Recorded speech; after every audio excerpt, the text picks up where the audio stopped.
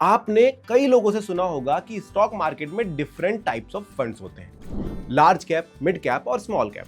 लेकिन ये फंड्स होते क्या हैं और आपको किस टाइप के फंड में इन्वेस्ट करना चाहिए, ये तो तभी समझ में आएगा जब आपको इन फंड्स के बारे में डिटेल में पता होगा। तो चलिए आज समझते हैं कि ये तीनों फंड्स क्या हैं और इन तीनों में क्या डिफरेंस है। स्मॉल कैप, मिड कैप और लार्ज कैप कंपनीज क्या है, ये समझने से पहले आपको एक बहुत इंपॉर्टेंट टर्म को समझना होगा, मार्केट कैपिटलाइजेशन या मार्केट कैप। मार्केट कैप का मतलब होता है किसी कंपनी की टोटल मार्केट वैल्यू। सिंपल शब्दों में समझे तो ये एक कंपनी की स्टॉक मार्केट में टोटल वर्थ को दिखाता है। आप मार्केट कैप को एक फॉर्मूला से कैलकुलेट भी कर सकते हैं। फॉर्मूला सिंपल है, market capitalisation is equal to share price into total number of shares.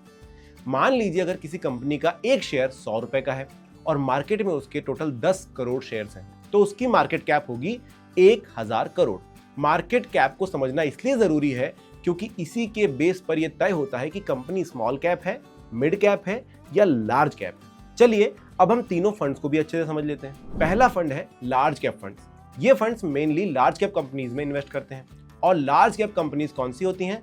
वो कंपनीज जो मार्केट कैपिटलाइजेशन के हिसाब से टॉप 100 कंपनीज में आती है। मतलब ये फंड्स उन कंपनीज में इन्वेस्ट करते हैं जो ऑलरेडी बड़े और एस्टैब्लिश्ड बिजनेसेस हैं। ये कंपनीज स्टेबल परफॉर्मेंस के साथ रेगुलर ग्रोथ दिखाती हैं। एग्जांपल बताऊं, लार्ज कैप कंपनीज या टॉप 100 कंपनीज में Reliance, TCS, HDFC bank, Infosys जैसी कंपनीज आती हैं। ये कंपनीज अपने सेक्टर में एस्टैब्लिश्ड लीडर मानी जाती हैं, जिनका बिजनेस मॉडल काफी मैच्योर होता है। इनका historical track record comparatively strong रहा है और इनमें पब्लिक ट्रस्ट भी जनरली हाई होता है। अगर कोई अपने फंड मेजॉरिटी इन्वेस्टमेंट्स इन्हीं कंपनीज में करता है तो उसे हम लार्ज कैप फंड कहते हैं। सेकंड है mid cap funds. Mid cap funds उन कंपनीज के स्टॉक्स में इन्वेस्ट करते हैं जो मार्केट कैप के बेसिस पर 101 से 250 के बीच रैंक करती हैं। इन कंपनीज को जनरली ग्रोथ फेज में माना जाता है, मतलब इनका बिजनेस अभी एक्सपांड हो रहा होता है और फ्यूचर में ग्रोथ का पोटेंशियल होता है। ये मार्केट कैप में लार्ज कैप कंपनीज के बाद आती है।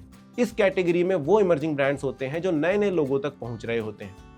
मिड कैप फंड्स में ग्रोथ और वोलेटिलिटी दोनों ज्यादा हो सकते हैं। हाई रिटर्न्स यहां हमेशा गारंटीड नहीं होते, इनमें रिस्क भी कंपैरेटिवली ज्यादा होता है क्योंकि मार्केट फ्लक्चुएशंस और इकोनॉमिक स्लोडाउन का इंपैक्ट इन पर ज्यादा पड़ सकता है। इनका financial backup large cap companies के मुकाबले कमजोर होता है, लेकिन जब मार्केट स्ट्रांग परफॉर्म करता है तो ये कंपनीज भी फास्ट ग्रो कर सकती हैं।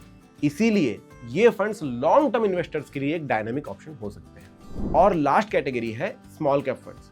स्मॉल कैप फंड्स उन कंपनीज में इन्वेस्ट करते हैं जो मार्केट कैपिटलाइजेशन के बेसिस पर टॉप 250 के आगे रैंक करती हैं। ये कंपनीज जनरली छोटी और रिलेटिवली नई होती हैं। इनमें ग्रोथ पोटेंशियल बहुत हाई होता है, लेकिन रिस्क भी उसी लेवल पर होता है। स्मॉल कैप फंड्स काफी वोलेटाइल होते हैं, मतलब इनका प्राइस मार्केट के चेंजेस और इकोनॉमिक न्यूज पर काफी तेजी से रिएक्ट करता है। इस वजह से इन फंड्स का रिस्क हाई होता है।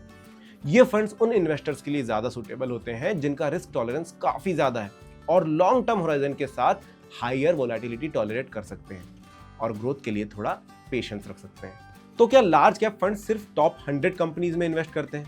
ऐसा नहीं है। देखते हैं इन फंड्स में रिस्पेक्टिव कैटेगरी का एलोकेशन क्या होता है। लार्ज कैप फंड्स, ये फंड्स कम रिस्क और स्टेबल रिटर्न्स के लिए जाने जाते हैं। सेबी कहता है कि कम से कम 80% पैसा लार्ज कैप स्टॉक्स में इन्वेस्ट होना चाहिए।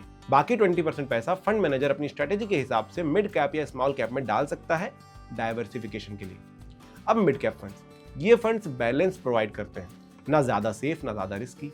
यहां कम से कम 65% पैसा मिड कैप स्टॉक्स में इन्वेस्ट करना जरूरी होता है। बाकी 35% फंड मैनेजर अपने जजमेंट और एक्सपर्टीज के हिसाब से जहां सही लगता है इन्वेस्ट कर सकता है। स्मॉल कैप फंड, ये सबसे ज्यादा रिस्की पर हाई रिटर्न पोटेंशियल वाले फंड्स होते हैं। सेबी का रूल कहता है कि इन फंड्स में कम से कम 65% एलोकेशन स्मॉल कैप स्टॉक्स में होना चाहिए।